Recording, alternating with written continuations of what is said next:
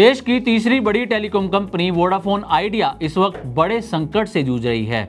एक तरफ सरकार ने अब एजीआर बकाये पर किसी भी तरह की मदद से इनकार कर दिया है, तो वहीं दूसरी तरफ 19 मई को सुप्रीम कोर्ट ने भी एजीआर बकाये में राहत से जुड़ी वोडाफोन आइडिया की याचिका को खारिज कर दिया था। इसके बाद से कंपनी के शेयरों में भारी गिरावट जारी है।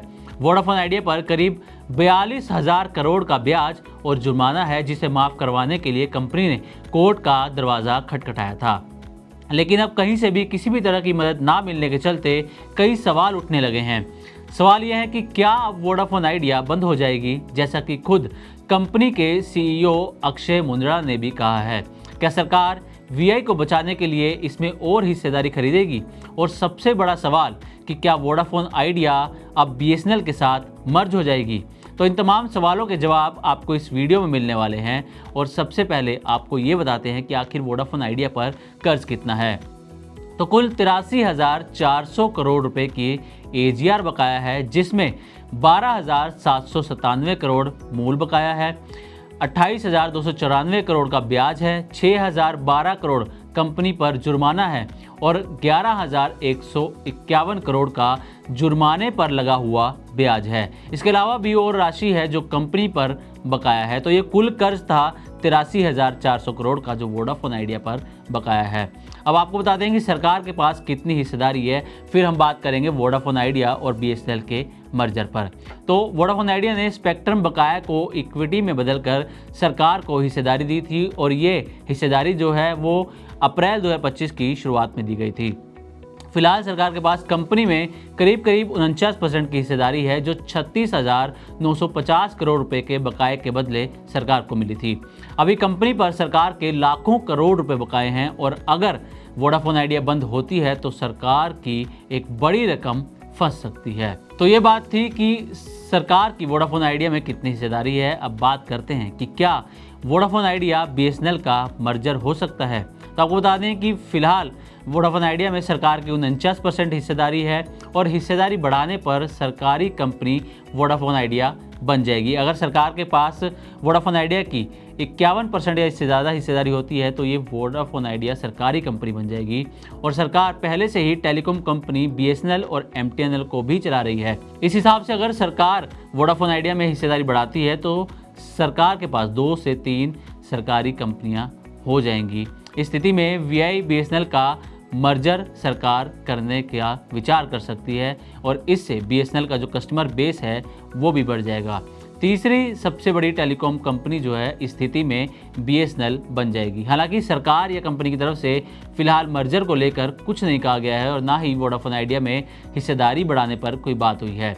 आने वाले दिनों में ही ये पिक्चर साफ होगी कि आखिर कंपनी पर क्या फैसला लिया जाता है। फिलहाल हम आपको वो जानकारी दे रहे हैं जिसका मार्केट में बस चल रहा है।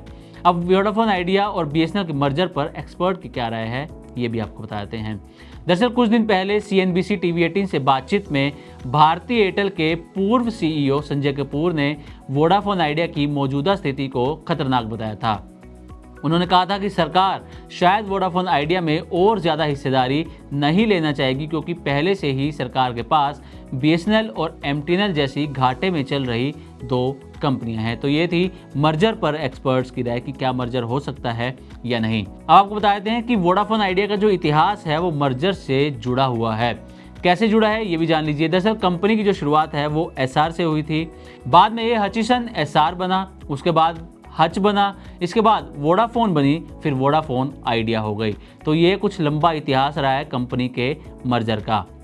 अब ये भी जान लीजिए जाते जाते कि वोडाफोन आइडिया ने क्या चेतावनी दी थी। दरअसल कुछ दिन पहले वोडाफोन आइडिया के सीईओ अक्षय मुंद्रा ने कहा था कि सरकार से तत्काल मदद नहीं मिली तो कंपनी को कामकाज बंद करना पड़ेगा और मौजूदा FY26 के बाद कामकाज जारी रखना बहुत मुश्किल हो जाएगा।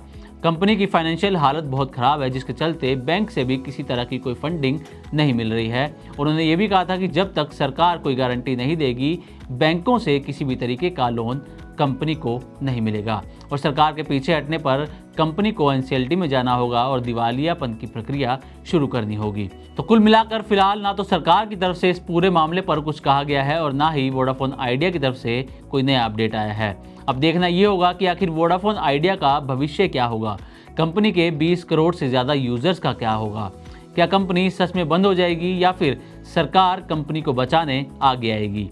क्या VI BSNL का मर्जर हो जाएगा? इन सभी सवालों के जवाब आने वाले समय में ही मिलेंगे।